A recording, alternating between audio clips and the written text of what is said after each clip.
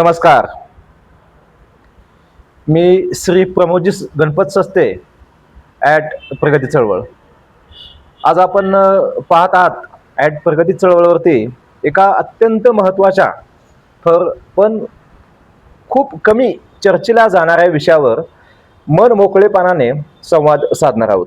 आजचा विषय आहे संविधानिक लोकशाहीमध्ये राज्य आणि केंद्र शासनाची जबाबदारी, सार्वजनिक कर्ज, नागरिकांचे कर्तव्य आणि पुरुषार्थाची खरी संकल्पना. मित्रांनो, आज देशात आंदोलनाची कमतरता नाही. कोणी आरक्षणासाठी आंदोलन करत आहे, कोणी नोकरीसाठी, कोणी सत्तेसाठी, कोणी अधिकारांसाठी, कोणी निधीसाठी, तर कोणी कर्जमाफीसाठी, कोणी वेतनवाढीसाठी. ही सर्व आंदोलने लोकशाहीत वैध आहेत. भारतीय संविधान प्रत्येक नागरिकाला आपले मत मांडण्याचा अधिकार देते. परंतु आज आपण स्वतःला एक प्रश्न विचारूया. आपण हक्कांसाठी जितका संघर्ष करतो तितकाच संघर्ष आपण आपल्या कर्तव्यांसाठी करतो का? हा प्रश्न कोणत्याही एका समाजाचा नाही, कोणत्याही एका राजकीय पक्षाचा नाही. हा प्रश्न संपूर्ण भारताचा आहे. भारतीय राज्यघटनेच्या प्रस्तावनेत 4 अत्यंत महत्त्वाची मूल्ये सांगितली आहेत. पहिलं न्याय, दुसरं स्वातंत्र्य, तिसरं समता आणि बंधुता. पण या 4 मूल्यांचा पाया कोणता? तो म्हणजे उत्तरदायित्व. उत्तरदायित्व नसलेल्या समाजात लोकशाही टिकत नाही.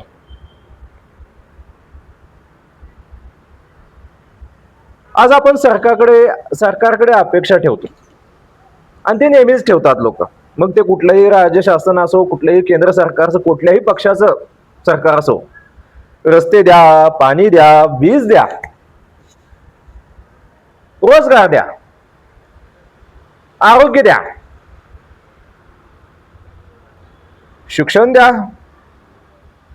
मोफत द्या, शेतकऱ्यांना मदत द्या, नुसतं द्या द्या द्या. उद्योगांना सवलती द्या, गरिबांना घरं द्या, विद्यार्थ्यांना शिष्यवृत्ती द्या.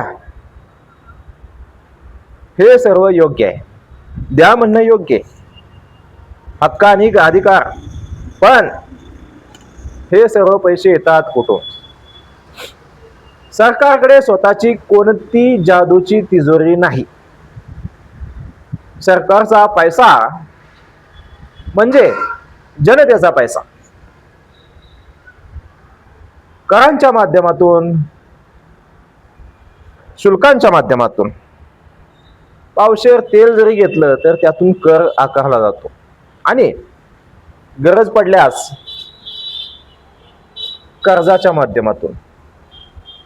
आता महत्वाचा विषय कर्जाचा. आता या ठिकाणी एक अत्यंत महत्वाचा प्रश्न निर्माण होतो. सरकार कर्ज घेतं, मग ते कर्ज कोणाचे?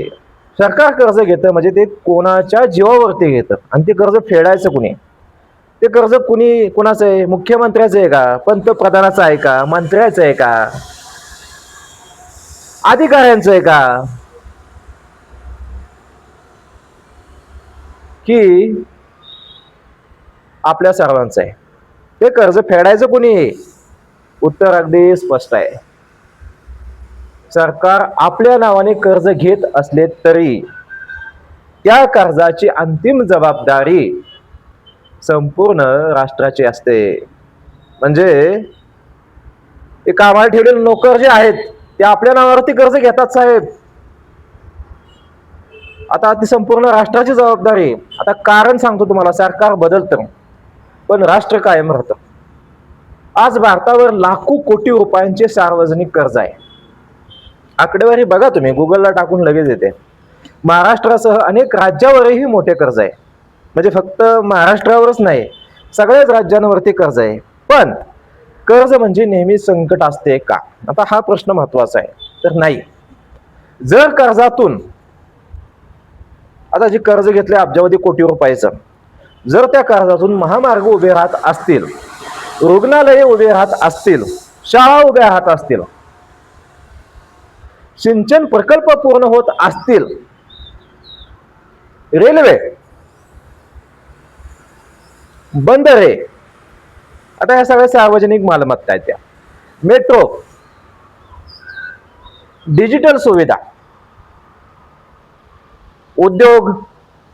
उद्योगांना सुद्धा या कर्जातून सार्वजनिक निधी उपलब्ध करून दिला जातो. रोजगार उपलब्ध होत असतील, या कर्जातून अनेक लाखो कोट्यवधी लोकांना रोजगार मिळत असतील, निर्माण होत असतील, तर हे कर्ज भविष्यातील विकासाची गुंतवणूक ठरू शकते. परंतु जर कर्जातून फक्त राजकीय दिखावा, भ्रष्टाचार, अनुत्पादक खर्च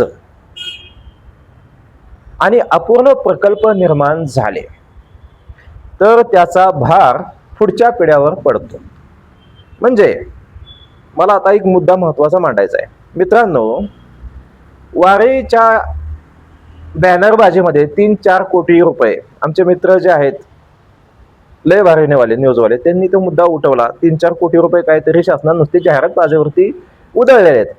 आता आपण भारतीय जनता पार्टीचं राज्यात केंद्रात शासन आहे, त्यांनी काय काय केलंय, किंवा त्याच्या अगोदरचं जे सरकार आहे त्यांनी काय काय केलं हे निघतं कधी?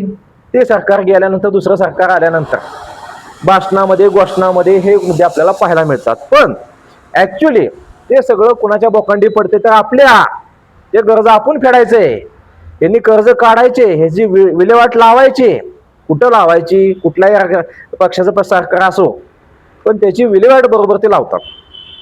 आणि ते विल्हेवाट कुठं लावतात हे वेगळं सांगायची गरज नाही. खाजगी मालमत्ता त्यांच्या वाढव झालेली आहे. तुम्ही बघा, मी फलटणमध्ये राहतोय. फलटणचे विधानसभा आमदार असो, माजी म्हाडाचे खासदार असो, आता चालूचे खासदार असो, बरोबर, विधान परिषद सदस्य असो फलटणचे, आजूबाजूच्या विधानसभा मतदारसंघातले आमदार असो, आजूबाजूच्या खासदार लोकसभा मतदारसंघातले खासदार असो, यांच्या संपत्तीमध्ये वाढ झाली. पण माझ्या झाली का? माझ्या घरावरचा पत्रा निघला का? माझ्या घराच्या खिडक्या या बघा, या मी लय बोलत नाही, माझ्या घरी या बघा. माझ्या नावावरची प्रॉपर्टी किती वाढली? वाढली, भरपूर वाढली. काळजी करायची नाही, अब्जावधी कोट्यवधी रुपयाची प्रॉपर्टी वाढली. आता मित्रांनो, मी हे पर्सनली का घेतोय? तर हे अब्जावधी कोटीचं जे कर्ज आहे ते आपल्या बोकांडी पडतंय ना.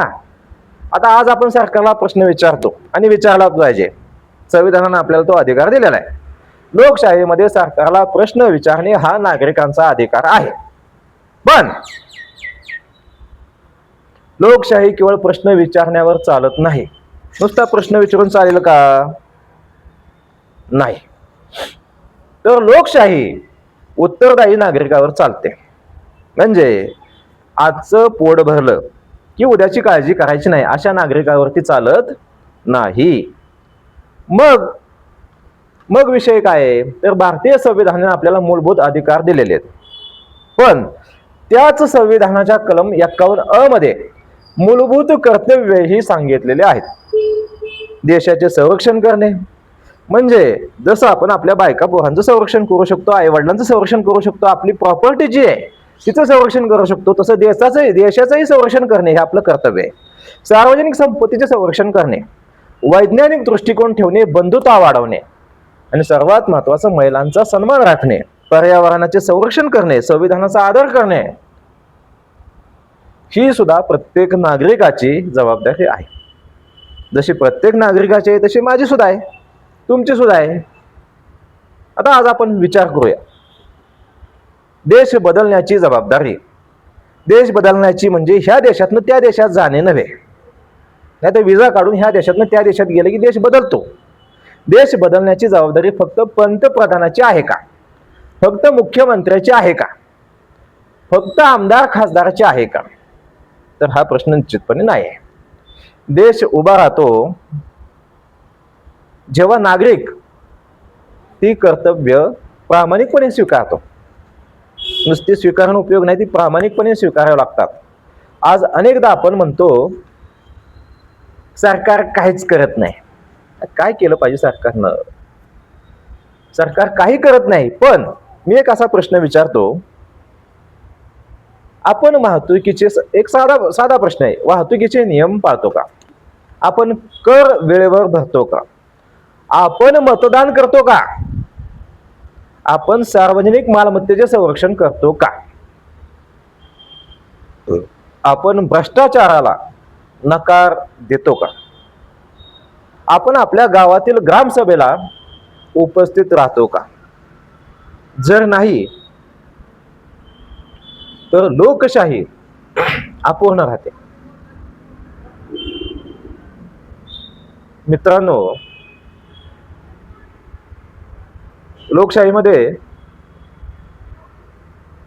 सरकार आणि जनता ही प्रतिस्पर्धी नसतात.